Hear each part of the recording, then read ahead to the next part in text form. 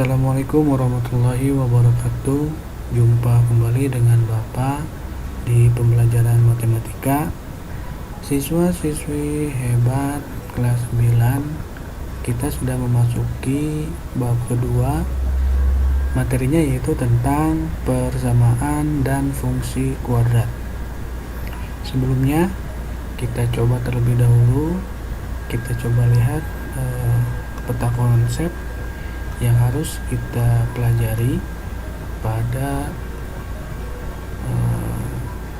materi kedua ini ya, di awal pembelajaran ini, persamaan dan fungsi koordinat. Nah, kita awali dengan persamaan kuadrat, di mana persamaan kuadrat ini terbagi dua, yaitu menentukan akar-akar persamaan kuadrat dan mengaplikasikannya. Bagaimana cara menentukan akar-akar persamaan kuadrat? Yaitu ada 3 cara ya, atau 3 metode. Yang pertama metode pemfaktoran, kedua metode kuadrat sempurna, dan yang ketiga menggunakan rumus kuadratik. Oke, sebelum kita lebih lanjut memahami bagaimana caranya menentukan akar-akar persamaan kuadrat, marilah kita pelajari terlebih dahulu mengenai definisi dari persamaan kuadrat itu sendiri. Nah, di kegiatan belajar 1 di modul 2 ini, tujuan pembelajaran yang akan kita kuasai adalah peserta didik memahami definisi persamaan kuadrat, menyelesaikan persamaan kuadrat, dan mengetahui karakteristik penyelesaiannya ya, dengan 3 metode tadi. Oke, kita fokus ke definisi persamaan kuadrat terlebih dahulu. Apa itu persamaan kuadrat? Apakah ada yang tahu, anak-anak semua? Ya, betul sekali. Persamaan kuadrat adalah persamaan yang mempunyai bentuk baku nih ya, AX pangkat 2 ditambah BX ditambah C sama dengan 0, di mana A, B, dan C nya adalah bilangan-bilangan real. Nah ya, bilangan real dengan A tidak boleh sama dengan 0. Ingat, A yang di sini tidak boleh sama dengan 0. Dalam bentuk tersebut, A dan B biasa kita sebut koefisien. Ini nama lainnya dari variabel ini, A dan B ya. Oke. Kalau X-nya kan adalah variabel X ya. Ini variabel X dengan pangkat tertingginya 2. Ini variabel X 1, pangkatnya 1.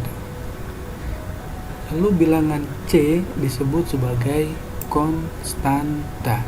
Jadi persamaan kuadrat itu memiliki pangkat tertinggi dari variabelnya adalah pangkat 2. Ingat sekali lagi, pada persamaan kuadrat pangkat tertingginya dari variabel X nya adalah 2. Ini ya. Nah, yang ini pangkat yang tertingginya ini. Jadi tidak ada X pangkat 3 di dalam persamaan kuadrat. Oke, sampai situ paham ya? Kita lanjut. Lalu untuk menentukan contoh bentuk persamaan kuadrat seperti apa? Nah, dari keempat contoh ini semua disebut persamaan kuadrat.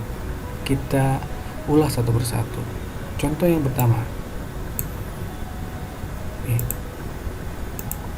X pangkat 2 ditambah 4 sama dengan 0.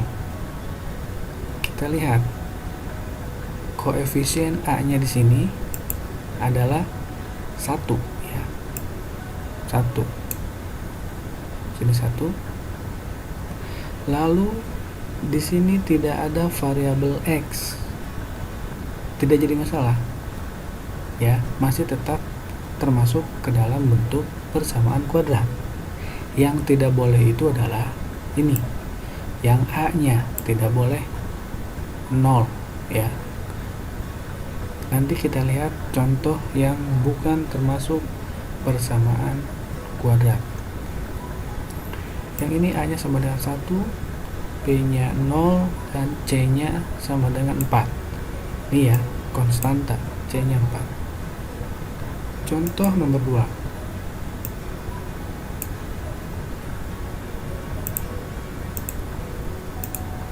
2x pangkat 2 negatif 3x ditambah 1 sama dengan 0. Oke, berulang ya. 2x pangkat 2 dikurangi 3x ditambah 1 sama dengan 0. Berarti 2 di sini adalah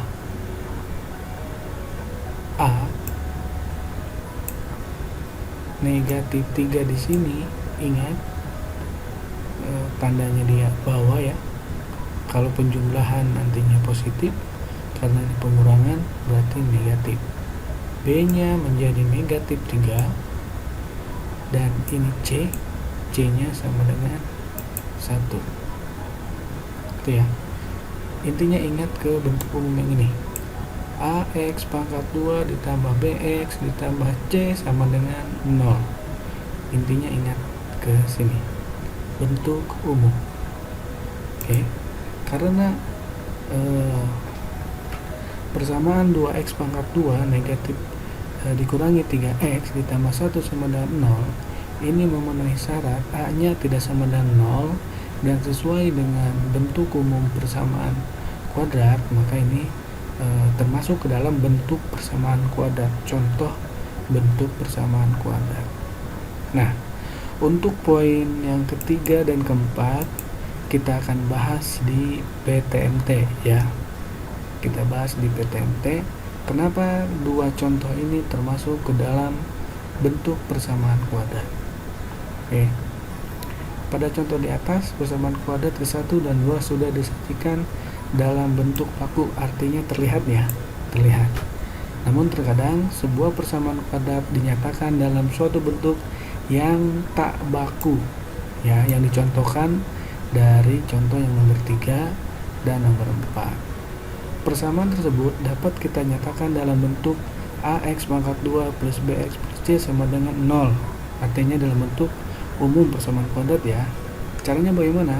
Dengan cara memanipulasi aljabarnya. Ini poin pentingnya ya.